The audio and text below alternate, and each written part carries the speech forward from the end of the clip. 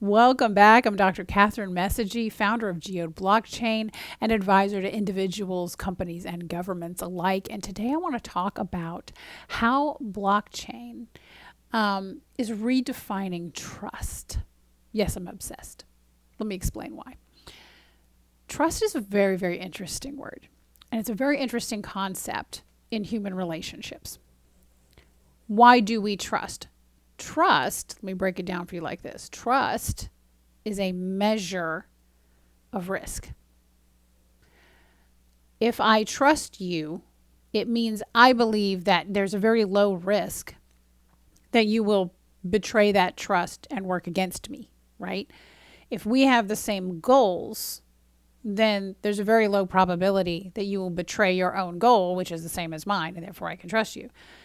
Trust in human relationships has often been based on shared goals, and I still believe it is even in a decentralized world. And people talk about, in the decentralized world, they'll talk about trustless, right? Blockchain is trustless. I'm going to wave the bullshit flag on that one. Blockchain actually increases trust by reducing risk. So let me explain. And I've talked before in previous videos about how you actually have to have an enormous amount of trust in the people that you share a blockchain community with. And that's still true today. In a blockchain community, you have a council, you have some form of governance, you have validator and nominator nodes, people who are operating the nodes. You really have to trust these people, especially in the beginning of a project when it's young and you have a small number of nodes. You better know them, like them, trust them. I know where all my validators, I know where they live, I know who they are. I helped them create them and put them together. There's an enormous amount of trust in that they won't turn against that later. There's enormous trust when you do something as wild and crazy as Geode did by decentralizing marketing and letting the community do the marketing, not some centralized marketing entity. People thought, you're nuts. You should see the quality of stuff that's coming out of our community. It's amazing. That's trust. Trust. You're trusting them to make imagery, videos, post, to speak about it accurately. Do they get it perfect? No. But they learn and they do better and they're amazing. It's been one of the best choices that we've made. Trust. It's a measure of risk. If I trust you to make a piece of marketing for Geode, what is the risk that you say something false or illegal? Oh my gosh, right? And it's that fear that keeps us tied to centralized entities and centralized management of different aspects. So in the blockchain world, we're really pushing the limits of how much can we decentralize by trusting the community. So how does blockchain help with that? Well, if trust is a measure of risk, blockchain comes in and reduces the risk. How? Because smart contracts are uncorruptible. They're not humans, right? They're not humans. They can't be turned against anybody. It's just a piece of code.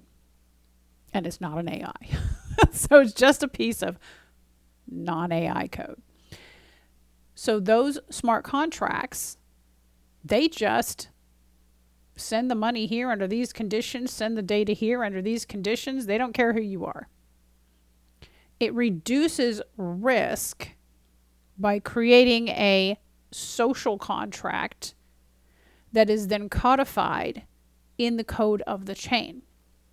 For example, if a validator node chooses to try to act against the chain, to put in a fake transaction that didn't really exist, to try to take the chain over, to try to create a hard fork where none should exist, the code is already programmed to, number one, stop that from happening, and number two, ostracize that node from the network. Kick them out, woo, and don't let them come back. The code allows us then to trust other people who want to come in as validators and nominators. And the truth is anybody can do it. I don't have any centralized control over that. Nobody does. You want to start a validator? You want to start a nominator? No one can stop you. Grab some coin and get in here and do it. And we can trust you because the code reduces the risk. So the code reducing the risk means that my measurement of risk is low, which means my trust is high, right? Risk down, trust up. The same with smart contracts. The smart contracts themselves, which are sort of governing the apps that are on the system, right? Whether that's private messaging, market, social, resumes, etc. Those smart contracts are just code. They do what they're told. And they're locked down, so nobody can change them. That reduces risk. So there you have zero risk of centralization in that case. So reduce risk, increase trust. And so this software, decentralized software that is locked down, even the chain, only the community can choose to change it, reduces risk and therefore increases trust. So it has allowed us, what does that look like in the real world? It has allowed us to open the doors to the world, let everybody in without this perceived high risk that they will harm the system or the community, right? Let people in to run validator nodes. Let people in to run nominators. Let people in to help with the coding. Let people in to help with marketing and to create marketing and get the message out there. Let people in to run local events around the world. Let them in and trust. Because the blockchain system and the smart contracts are there, reducing the risk, and therefore you can increase the trust. Because that's all trust is, a measure of risk. And our risk is low. Is this terrifying when you first started? Yes, absolutely it is. Incredibly terrifying.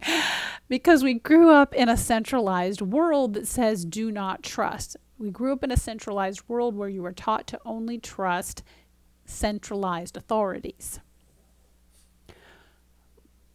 But those centralized authorities, a lot of them are exploiting you. So how founded was your trust really?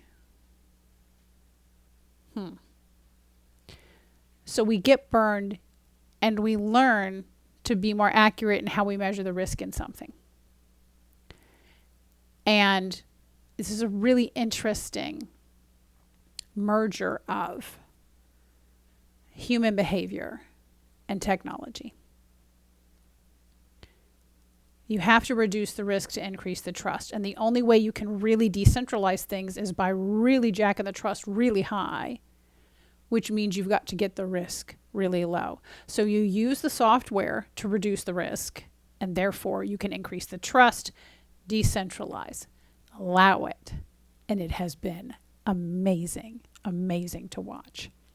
So this is why you see in decentralized projects like Geode, truly decentralized, truly community-centric projects like Geode, it's not trustless. It's actually incredibly high trust because it is not risk-less, but incredibly risk-reduced because of the software.